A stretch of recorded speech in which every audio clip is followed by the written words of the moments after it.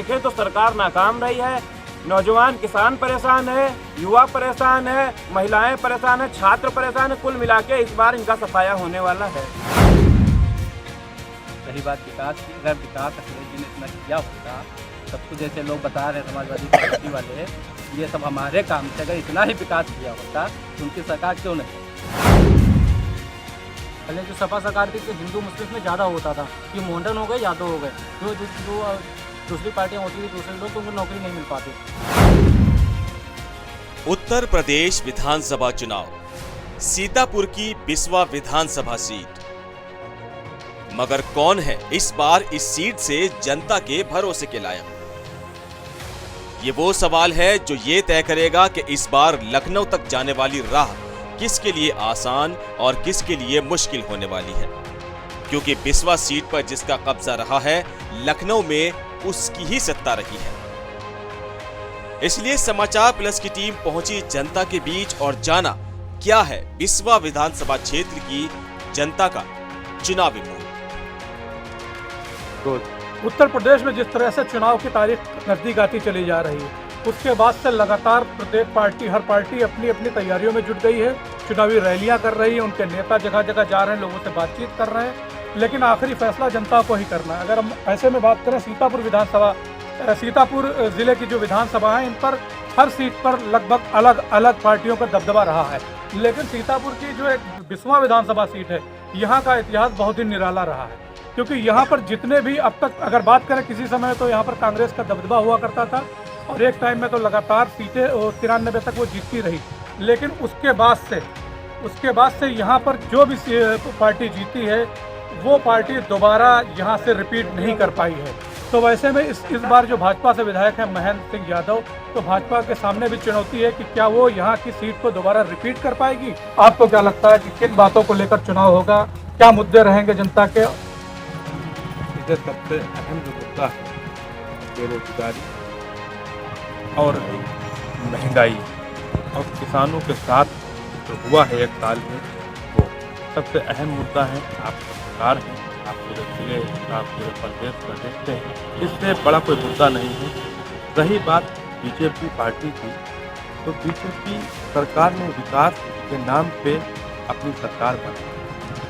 किसानों पे, गरीबों पे, मजदूरों पे, रोजगारों पे ये नाम पे सरकार बनाई, लेकिन उस पर वो हमारे हिसाब से तो खड़े नहीं हुए। बहरहाल आप ये बताइए, जिस तरह का बिस्वा का इतिहास रहा कि वो दोबारा सीट को रिपीट नहीं करते जीते हुए विधायक को या जीती हुई पार्टी को, इस बार आपको क्या लगता है? देखिए, ऐसा नहीं है कि पार्टी रिपीट नहीं करती है, लेकिन एक इतिहास बिस्वा का जरूर रहा है कि बिस्वा विधानसभा सीट से जो भी एमएलए रहा है उत्तर प्रदेश में, उसी पार्टी की हुकूमत रही है। ये इतिहास है। देखिए, ये इतिहास इन्होंने बताया कि यहाँ से जो विधायक रहा है उसी पार्टी की हुकूमत रही है। हमारे साथ एक और साथी मौजूद हैं, इनसे हम पूछते हैं, आपको क्या लगता है किन बातों को लेकर इस बार चुनाव होगा और क्या क्या मुद्दे हैं? देखिए, जब भारतीय जनता पार्टी की सरकार आई थी 2017 में, तो काफ़ी ज़्यादा उम्मीदें थे उत्तर प्रदेश की जनता को। लेकिन इन 5 सालों की अगर बात की जाए तो जो सरकार है, ये जनता से जो वादे किए थे उन पर खरी नहीं उतरी है।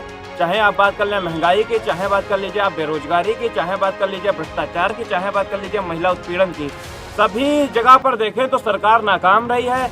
नौजवान किसान परेशान है, युवा परेशान है, महिलाएं परेशान है, छात्र परेशान है। कुल मिला के इस बार इनका सफाया होने वाला है। हमारी चुनावी जांच पड़ताल में हमें कुछ लोग ऐसे भी मिले जो सत्ता पक्ष से कई मुद्दों पर नाखुश नजर आए और वो अपनी बातों को कहने में पीछे भी नहीं हटे। लेकिन एक सिक्के के हमेशा 2 पहलू होते हैं। तो सत्ता पक्ष का समर्थन करने वाले एक तबके से भी हमारी टीम ने बात की। और एक साथी हमारे साथ मौजूद है, आपको क्या लगता है किन मुद्दों को लेकर चुनाव होगा? मुद्दे भाई साहब ने बताया ऐसे ही, बेरोजगारी मुद्दा रहेगा ऐसे, लेकिन इस पर हमको लगता है कि इस बार बीजेपी की सरकार बननी चाहिए, क्योंकि उन्होंने कुछ काम किए हैं, जैसे राशन वाला काम और नौकरी भी मिली है, लेकिन पढ़ाई के स्तर में मिली है। उसमें वो काम नहीं हुए कि रुपए देकर काम कराएंगे, जो काम हुआ है उनकी ईमानदारी से होगा। मतलब आपको क्या लगता है कि जो खास मुद्दे होंगे वो क्या, विकास, रोजगार या और चीज़ें जो होती हैं उनको लेकर चुनाव? यही यहाँ पर बेरोजगारी और सर विकास तो होता है, इसी मुद्दे पर चुनाव होंगे। विकास और हो रहा है, विकास भी हो रहा है, ऐसा नहीं हो रहा है, और इस बार सरकार बननी चाहिए। तो इनको लगता है कि सरकार की पुनरावृत्ति होगी। तो आप ये बताइए क्या बिस्वा की जो सीट है विधानसभा की, जिसका रिकॉर्ड रहा है कि इसकी पुनरावृत्ति नहीं होती है, आपको क्या लगता है इस बार यहाँ से? इस बार तो हमको लग रहा है कि रिपीट हो गई। ये जो ये रखा गया ना, ये होगा। ये भी मोदी का लक्ष्य था कि सबका साथ सबका विकास, वो हो रहा है, ये होगा। और बल्कि ये जो बेरोजगारी रही है, तो मोदी का कहना है कि जो पढ़े लिखेगा वही नौकरी पाएगा। पहले जो सपा सरकार थी तो हिंदू मुस्लिम में ज़्यादा होता था कि मॉडर्न हो गए, यादव हो गए। जो जो जो दूसरी पार्टियाँ होती थी, दूसरे लोग, तो उनको नौकरी नहीं मिल पाती थी। और इस बार ऐसा हुआ है ना, जो लड़के पास पढ़े हैं उनको नौकरी मिली है। मेरे फ्रेंड भी हैं, पर मैं भी पढ़ रहा हूँ। सत्ता पक्ष के कामों से खुश लोगों का कहना था कि मौजूदा सरकार में भ्रष्टाचार के दम पर नहीं बल्कि काबिलियत के दम पर लोगों को रोजगार मुहैया कराया गया है और वो उसका खुले दिल से समर्थन करते हैं। वहीं जनता के एक पक्ष का ये भी कहना था कि ये सभी मुद्दे सिर्फ कहने के लिए हैं और आखिर में चुनाव सिर्फ जातीय समीकरण पर ही लड़ा जाना है। चुनाव आते हैं, विकास, बेरोजगारी, किसान सब गायब हो जाते हैं। चुनाव आती में जातीय समीकरणों पे ही होता है। ये सब कहने की बातें हैं। अभी चुनाव आएगा तो क्या कोई मुस्लिम या यादव या जो पंडित है, ये क्या किसी मुस्लिम को छोड़ के जा पाएंगे? नहीं जाएंगे ना। तो चुनाव होगा, यहाँ जातीय होगा, पूरे प्रदेश में जातीय चुनाव होगा। रही बात विकास की, अगर विकास अखिलेश जी ने इतना किया होता, सब कुछ जैसे लोग बता रहे हैं समाजवादी पार्टी वाले, ये सब हमारे काम से अगर इतना ही विकास किया होता तो उनकी सरकार क्यों नहीं है? इसका जवाब है किसी के पास। और विकास किया होता तो सरकार क्यों नहीं? अगर बेरोजगारी दूर की थी, विकास भी किया था, हाईवे भी बनाए थे, सब कुछ किया था, तो उनकी सरकार रिपीट क्यों नहीं? सीधा सीधा सा कहना है कि अगर ऐसी बात थी विकास के नाम पर ही चुनाव हुआ होता तो पहले सपा की जो सत्ता में थी वो क्यों नहीं जीत पाई थी। हमारे साथ एक और साथी मौजूद हैं। अच्छा, और जो बात अभी हम लोग कर रहे थे विकास की बात, और भाई साहब ने बताया कि अगर विकास ही हुआ होता तो शायद पहले की सरकार पुनरावृत्ति कर लेती। तो उनका सीधा सीधा यही कहना है कि जातीय मुद्दों पर ही चुनाव होगा। आपको क्या लगता है? मुझे लगता है जो पिछली सरकार में काम किए गए थे उनको कायदे से जो अखिलेश यादव जी समझा नहीं पाए, लोग जाति और धर्म के नाम पर बट गए। इस बार भी आप देख लीजिए, जो बिस्वा के प्रेजेंट टाइम के विधायक हैं माननीय महेंद्र यादव जी, उन्होंने ब्रिज की घोषणा की थी कि यहाँ पर जो सबसे बड़ी बिस्वा की समस्या है वो और ब्रिज को लेकर है। दोनों उन्होंने अभी कुछ टाइम पहले डिबेट हुई थी तो बोला था कि पुल की प्रक्रिया चल रही, जल्दी पुल बनवा दिया जाएगा।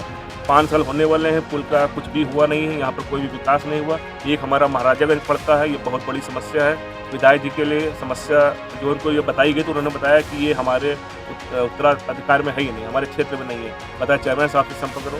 तो यहाँ की बहुत बड़ी बड़ी समस्याएं और विधायक जी ने कुछ भी काम नहीं किया। मुझे लगता है इस बार समाजवादी की सरकार बनेगी बहुमत से, क्योंकि सारा युवा जो है इस बार समाजवादी के साथ दिख रहा है, जोश के साथ। अब देखिए, इनका कहना है, अपनी अपनी राय थी, सबका अपना अपना मत था। किसी ने बताया कि जातीय समीकरणों पर चुनाव होगा, किसी ने बताया कि चुनाव विकास के नाम पर होगा, किसी ने ये बात भी कही कि विकास के नाम पर ही अगर चुनाव होता तो वो क्यों नहीं जीत पाई थी पहले की सरकार है।